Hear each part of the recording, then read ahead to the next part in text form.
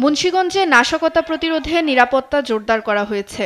সড়কের মোড়ে মোড়ে টহলে রয়েছে পুলিশ, সেনা ও র্যাব। মাঠে রয়েছে বিএনপি নেতাকর্মীরা।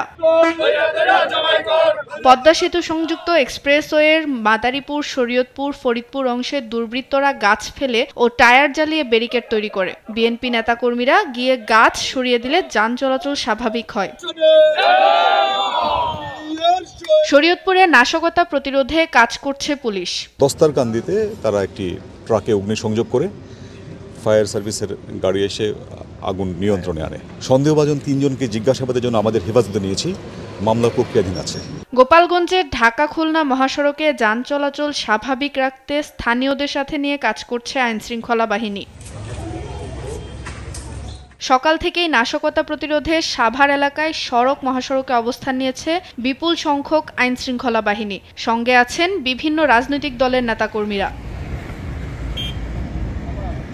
নারায়ণগঞ্জ এলাকায় সব সড়ক মহাসড়কে যান চলাচল স্বাভাবিক রয়েছে। নাশকতা প্রতিরোধে মাঠে আছে বিপুল সংখ্যক আইনশৃঙ্খলা বাহিনীর সদস্য।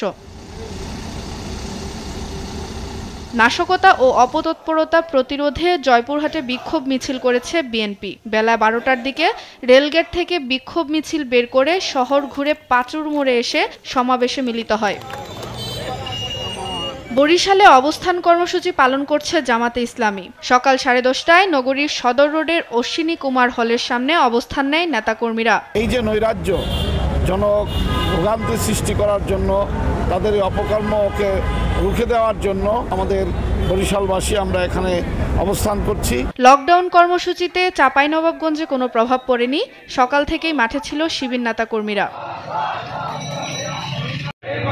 কক্সবাজারে নাশকতা ঠেকাতে গুরুত্বপূর্ণ স্থানে টহল ও তল্লাশি বাড়িয়েছে সেনাবাহিনী।